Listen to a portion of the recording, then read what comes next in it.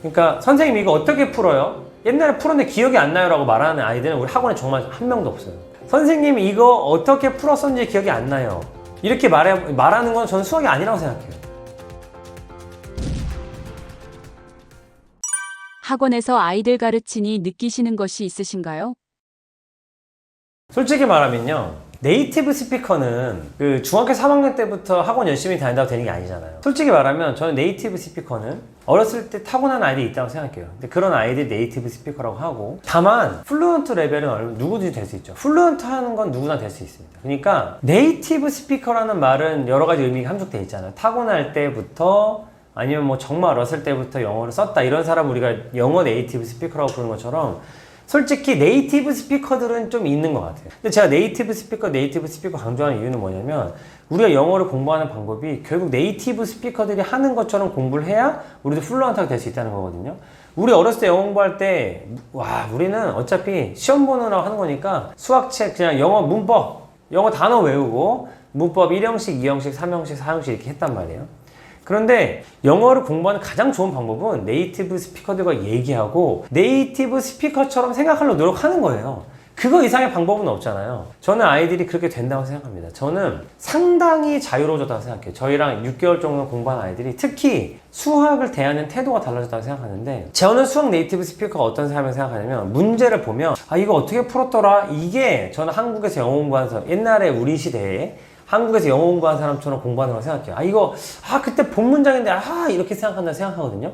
근데 네이티브 스피커들은 그게 기억 안 나면 돌려서 얘기할 수도 있는 거고, 뭐 다른 방법도 생각할 수 있는 거고, 자연스럽게, 나 그 단어가 생각이 안 나라고 얘기하는데, 오히려 네이티브 스피커가 아닌 사람들은 그 단어가 생각이 안 나면 그걸 되게 부끄러워하고, 막 어쩔 줄을 모르고 하죠. 내가 모르는 문제를 만났을 때, 가만히 있어보자. 이거 어떻게 풀면 좋을까? 자, 내가 여태까지 아는 게 뭐야? 자, 어떻게 한번 해결해볼까? 이런 감정을 갖는 게 저는 수학 네이티브 스피커의 그 첫걸음이라고 생각하거든요. 저는 상당 부분 아이들이 바뀌었다. 그러니까 선생님 이거 어떻게 풀어요? 옛날에 풀었는데 기억이 안 나요 라고 말하는 아이들은 우리 학원에 정말 한 명도 없어요.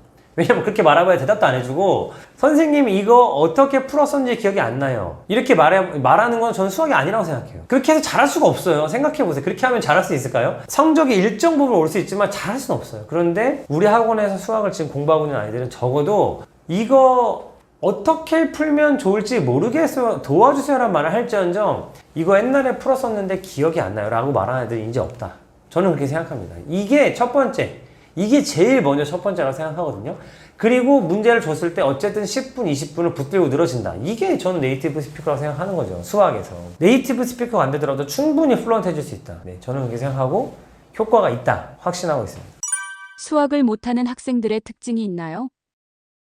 두 가지 정도가 있는 것 같아요. 그 첫 번째는 일단 그 마음이 급한 친구들 좀 안 맞아요. 일단 마음이 급해서 당장 내 앞에 어쨌든 진도를 빼야 될 것 같고, 제가 진도가 느리진 않거든요. 하지만 이제 뭔가, 자, 지금은 3학년 1학기를 했어. 그 다음에 3학년 2학기를 해야 돼. 4학년 1학기를 해야 돼. 4학년 2학기를 해야 돼. 이제 이런 거에 굉장히 익숙하신 분들은 사실 우리 학원에서 약간, 지금 뭔가 중학교 걸 하고 있는 것 같긴 한데 이게 몇 학년 거지? 이런 게 이제 확실하지 않다 느껴지시면 약간 좀 그런 것들 꺼려주시는 분들은 확실히 있는 것 같고, 뭔가 내가 발 디디고 있는 데가 확실해야지 이게 마음의 안정감 느껴지시는 분들 있잖아요. 내가 지금 4학년 2학기 최상위를 풀고 있어, 이렇게 단어가 나와야 마음이 안정이 되시는 분들은 조금 불안하실 수 있다는 게 첫 번째고, 두 번째는 제가 느끼기에 안 맞다고 느끼는 친구들은 뭐냐면은 두 가지인데, 첫 번째는 조용한 가운데서 조용히 혼자 수업을 들어야 되는 친구들은 어려울 수 있겠다. 왜냐면 저는 끊임없이 막 말을 시키고 아이들도 대화를 하고 막 지네끼리 얘기를 하기 때문에 쥐죽은 듯이 조용하진 않아요.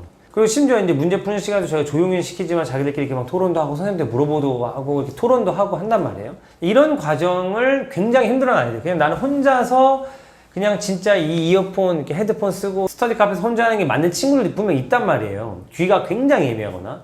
이런 친구들은 약간 이런 수업보다는 그냥 뭐 인강 듣고 혼자 공부하는 게 더 맞을 수 있겠다 생각이 들고, 다음 두 번째는 안 듣는 친구는 정말 어쩔 수가 없구나. 제가 정말 재밌게 얘기하려고 하고, 저는 나름 이렇게 되게 지루하게 얘기한다고 생각하지 않거든요. 근데 그럼에도 불구하고 안 들으면 어쩔 수가 없어요. 네, 근데 정말 안 듣는 친구는 어떻게 해야 될까 고민을 해보면 제 말을 안 들어요. 그러니까 대답을 못 하겠죠. 말을 듣지 않으니까. 그런 친구들은 어떻게 하면 좋을까 제가 고민을 많이 해보는데, 지금은 제가 어떻게 하고 있냐면 제가 찾아가서 개인적으로 말을 걸고, 개인적으로 말 걸었어도 대답 안 하는 친구는 없으니까 그런 개인적으로 말을 걸고 조교 선생님한테 얘기해서 그 아이한테 조금 더 대화를 걸고 조금 더 이렇게 글로 쓰고 하도록 노력하고 있는데 아직은 좀 어려움을 겪고 있거든요. 저 나름대로의 이제 방안은 뭐냐면 이 문제를 줄 때 아예 저희 첫 페이지를 오늘 배운 걸 글로 써봐 이렇게 하는 식으로 저희가 잡고 있어요. 근데 이거를 수업 시간에 안 들은 아이들은 정말 괴로워서 미치려고 그래요. 이게 자, 네가 오늘 배운 내용 중에 자, 삼각형이 뭔지 한번 써봐. 자, 평행사변형의 넓이를 어떻게 구하는지 한번 설명해봐. 이렇게 하면 정말 너무너무 괴로워하는 거예요. 이런 것들에 대해서 제가 계속 고민을 하고 이런 친구들 어떻게 케어해주면 좋을까 좀 생각을 하고 있습니다. 문제를 풀기 전 생각하는 시간이 더 중요한 이유가 있나요?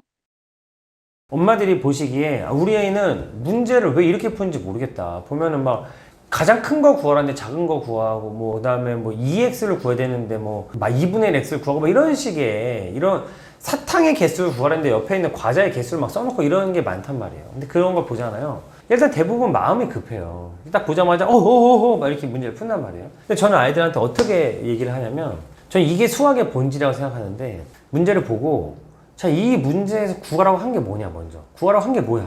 그럼 물어봐요 실제. 자, 이 문제 구하라고 한 게 뭐야? 자, 그러면은 어떻게 구해야 될 것 같아? 이거 니네가 어려운 이유가 뭐야?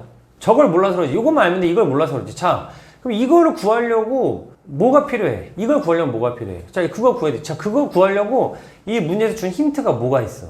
그 힌트가 각각 무슨 뜻이야? 자, 그래서 어떻게 풀 것 같아? 풀다 보면은 어떤 점이 어려울 것 같아? 이렇게 물어보고, 그 다음에 제가 이제 메타인지 길러주고, 아이들 아까 그런 실수 안 하게 하기 위해서, 만약에 니네가 선생님이라면 이 문제를 내면서 애들이 어떻게 틀릴 거라고 예상을 했겠니? 아니면 너네가 봤을 때 네 주변 친구들이 이 문제 풀면서 뭐 때문에 틀릴 거 같니? 한번 예상을 한번 해봐. 저는 이렇게 얘기를 하거든요. 이렇게 하고 나서 문제 풀면 그 문제를 못 푸는 애는 없어요. 물론 가다가 계산을 틀리거나 할 수는 있지만, 이렇게 안 하면 문제를 못 풀거든요. 거꾸로 얘기하면 저는 이 과정에 대답을 하지 못하면 저는 그 문제를 원래 못 푸는 거라고 생각해요. 근데 그걸 그냥 유형으로 억지로 갖고 와서 풀든가 아니면 어쩌다 보니까 조금 뭐 속된 말로 재수 좋게 뭐 얻어 걸려서 풀었다고 생각을 하거든요. 그러니까 제가 수능장에 가서 아니면 제가 모의고사를 보거나 아니면 학교에서 시험을 볼 때 이 문제를 다 풀어내려면 이 프로세스를 할 줄 알아야 된다는 거죠. 근데 이런 걸 못하는 친구들은 모르는 문제를 딱 갖다 주면 도대체 뭘 어떻게 되는지를 모르고 그 다음에 아는 문제를 풀 때도 실수를 많이 하게 돼 있어요. 저는 이 과정, 이 문제를 풀기 위해서 나한테 지금 이 문제가 물어보는 게 뭐냐, 그 다음에 그걸 하기 위해서 내가 어떤 걸 알아야 되고 그거를 알아내게 하기 위해서 이 문제에서 준 힌트가 무엇이며 그 힌트는 각각 무슨 뜻이냐, 그리고 이 문제를 풀기 위해서 이 문제를 낸 선생님은 어떤 함정들을 파놨는데 어떤 아이들이 어떻게 걸리겠니, 이걸 파악하는 게 수학이라고 생각하거든요. 그 다음부터는 이제 단순 연산인 거죠. 근데 저는 이 과정을 어떻게 애들한테 훈련시키냐면 수학 논리 퍼즐을 줘요. 그러니까 뭐 네모네모 로직이나 스도쿠를 줘서 그걸 풀게 하거든요. 애들이 그거를 어떻게 풀었니 찍었어야 하는 데 있어요. 근데 그런 거 하다가 조금 틀리잖아요. 처음부터 끝까지 싹 지우고 다시 풀어야 돼요. 제가 아이들한테 강조하는 게 뭐냐, 수학도 언어고 영어도 언어야. 근데 영어랑 수학의 다른 점이 뭐냐면 영어는 내가 만약에 풀다가 조금 몇 문장 놓쳐도 풀 수 있는 게 영어예요. 근데 수학은 거기에 문제의 조건을 딱 맞게 주거든요. 잉여로 주지 않아요. 그러면 거기 있는 문장의 힌트 중에 하나를 놓치면 그 문장을 그냥 못 푸는 거예요. 저는 이 논리를 맞춰가는 과정이 수학에서 굉장히 핵심이다. 이거를 하는 게 훈련이다. 저는 이게 수학이라고 생각하는 거죠.